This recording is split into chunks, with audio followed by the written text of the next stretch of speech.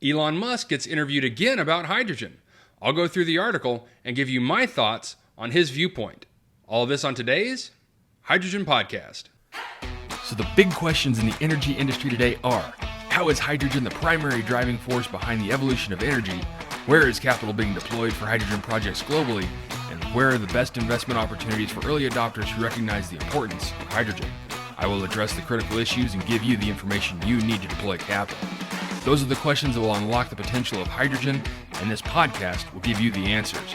My name is Paul Rodden, and welcome to the Hydrogen Podcast.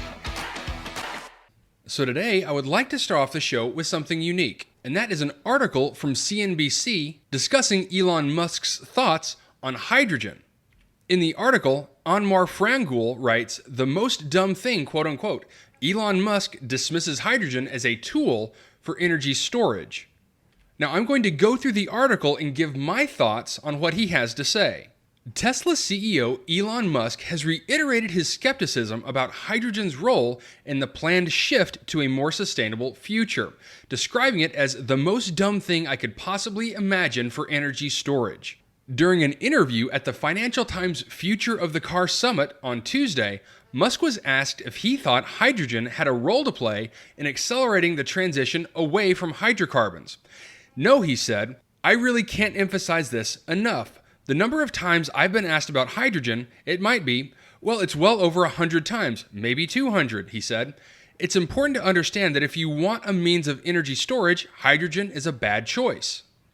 Expanding on his argument, Musk went on to state that gigantic tanks would need to be required to hold hydrogen in liquid form. If it were to be stored in gaseous form, even bigger tanks would be needed, he said. Described by the International Energy Agency as a versatile energy carrier, hydrogen has a diverse range of applications and can be deployed in sectors such as industry and transport.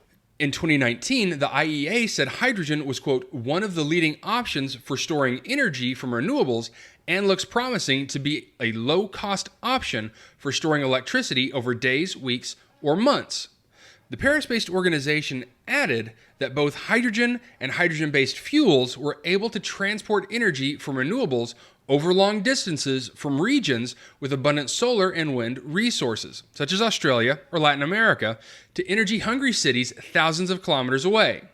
Musk has a history of expressing strong opinions about hydrogen and hydrogen fuel cells. A few years ago, when the subject came up during a discussion with reporters at the Automotive News World Congress, the electric vehicle magnate described hydrogen fuel cells as extremely silly. And in June of 2021, he tweeted, "Fuel cells equal fool cells," adding in July of that year, "Hydrogen fuel cells make no sense." Judging by his comments this week, he remains unconvinced about hydrogen. He's quoted as telling the Financial Times, "It does not occur naturally on Earth, so you either have to split water with electrolysis or crack hydrocarbons. And when you're cracking hydrocarbons, you really haven't solved the hydrocarbon problem, and the efficiency of electrolysis is poor." And now today, the majority of hydrogen production is based on hydrocarbons. Another method of production includes using electrolysis with an electric current splitting water into oxygen and hydrogen. If the electricity used in this process comes from a renewable source, such as wind or solar, then some call it green or renewable hydrogen. Hydrogen projects using electrolysis have attracted some interest from major companies and business leaders in recent years, but it would appear that Musk is still not a fan. In his continued statement to the Financial Times, he says, "The efficiency of electrolysis is poor. So you really are spending a lot of energy to split hydrogen and oxygen, and then you have to separate the hydrogen and oxygen and pressurize it. That also takes a lot of energy. And you have to liquefy hydrogen. The amount of energy required to make hydrogen and turn it into liquid is staggering. It is the most dumb thing that I could possibly imagine for energy storage." Now, of course, there are different viewpoints, and this article goes into those now. Musk may be dismissive about hydrogen's role in the energy transition, but other influential voices are a little more optimistic. These include Anna Spitzberg, who is Deputy Assistant Secretary for Energy Transformation at the U.S. Department of State. During a recent panel discussion moderated by CNBC's Hadley Gamble, Spitzberg called hydrogen a game-changing technology that speaks to a variety of other sources because it can underpin nuclear, it can underpin gas, and it can underpin renewables. It can clean a good portion of it, and so can carbon capture, utilization, and storage.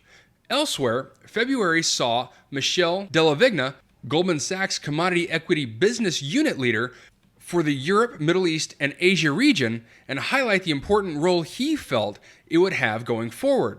He said, if we want to go to net zero, we can't just do it through renewable power. We need something that takes today's role of natural gas, especially to manage seasonality and intermittency, and that is hydrogen. Delavigna argued, going on to describe hydrogen as a very powerful molecule. The key, he said, was to produce it without CO2 emissions, and that's why we talk about green and we talk about blue hydrogen. And just as a refresher, blue hydrogen refers to hydrogen produced using natural gas, which is a hydrocarbon, with the CO2 emissions generated during the process captured and stored. There has been a charged debate around the role of blue hydrogen and the role it can play in the decarbonization of society. Delavigna continues by saying, whether we do it with electrolysis or we do it with carbon capture, we need to generate hydrogen in a clean way.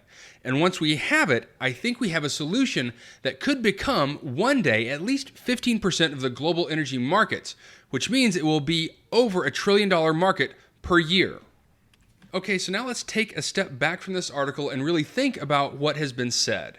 First, let's just take a look at Elon Musk. As of today, he is one of the, if not the, most influential person on the planet. But why people keep asking him his thoughts on hydrogen is beyond me. I don't understand why they care about his thoughts on it. And I say that for a very specific reason.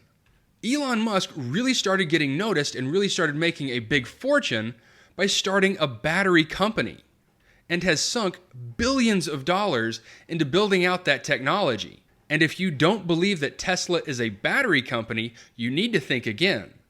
Asking Elon Musk's thoughts about hydrogen is akin in the United States what a Yankees fan thinks about the Red Sox, or across the pond asking a Chelsea fan what they think about Manchester United. In Elon Musk's mind, hydrogen is his rival. Now, I personally don't think that's the case. I think going forward in the future, there is room for both battery technology and hydrogen to work both independently and together. And I also think that batteries will play a critical role in small electronic devices. Now, obviously, phones and things like that, but also in things like yard equipment and power tools, and even in things like inner city personal transportation. But when it comes to things like long distance traveling, air transportation, or overseas shipping, batteries just don't work. And so that's the first thing that we really need to consider in this question, is that Elon Musk is biased. And really, he should be. He's invested so much in battery technology that that's the only stance that he's going to take. And now to Elon Musk's point about it occurring naturally. Well, we've covered it on the show several times that it does occur naturally. And there are a handful of companies right now drilling for naturally occurring hydrogen. In what has been labeled gold hydrogen, it is a zero-carbon hydrogen generating opportunity and heavily leverages existing technologies to pull it out of the ground, making it cheap and efficient. But let's look at his other points about transportation of hydrogen. Yes, liquefying hydrogen is very expensive, and there's a lot of money right now being thrown at ways to make it cheaper. Now, maybe those get fleshed out and maybe they don't. Only time will tell. But there are other ways of transporting hydrogen. First and foremost is ammonia. By combining hydrogen and nitrogen, the resulting ammonia has a much higher liquid temperature, meaning it can be liquefied easier. It can also be piped in greater densities around the world. But let's also talk about what he had to say in regards to green hydrogen, or the electrolysis of water into hydrogen and oxygen. Now, really, green hydrogen would not be the sole product of a wind or solar farm. What would happen is that hydrogen would be made by the surplus energy during peak generating times. Now, usually peak generating times equate to low utilization times. So a lot of electricity goes to waste. But if you can then take that excess energy and convert water into hydrogen, then you have a secondary source of electricity to use during peak utilization times. And just a couple of more points that I want to discuss. And the first is the global carbon impact of the battery industry. And if you've never seen a lithium mine, I highly suggest Googling what those look like. They are not environmentally friendly, nor is the process used to extract the lithium out of the rock, refine it, and put it into a battery and ship that around the world. Now, I don't have a crystal ball and I don't know the future of battery technology. There could be something coming down the pipe that makes mining for lithium obsolete, but as of right now, I just don't know about it. And lastly, and this one is a bit of a jab at Elon Musk, and that is his Spacex program. And as much as he bashes hydrogen, guess what fuel he uses for his Falcon 9 rockets? That's right, it's a special methanol mix, liquefied and then burned with oxygen. So he is using hydrocarbons for his rockets. And SpaceX isn't alone. NASA also uses liquid hydrogen when launching their rockets. So there are many reasons to take what Elon Musk says with a grain of salt. Now, usually about this time, I cut away and say if you have any questions or comments to go ahead and email me. But in this case, I really do want to know what your thoughts are on this. Where do you believe batteries will be in the future, and where does hydrogen play a role in that mix? That really is it for me today. And if you do have a second, I really would appreciate it if you could leave a good review on whatever platform it is that you listen to. Apple Podcasts, Spotify, Google, whatever it is. That would be a tremendous help to the show. And as always, if you do have any feedback, you're welcome to email me directly at info@thehydrogenpodcast.com. And until next time, take care, stay safe, I'll talk to you later. Hey, this is Paul. I hope you liked this podcast. If you did and want to hear more, I'd appreciate it if you would either subscribe to this channel on YouTube or connect with your favorite platform through my website at www.thehydrogenpodcast.com. Thanks for listening. I very much appreciate it. Have a great day.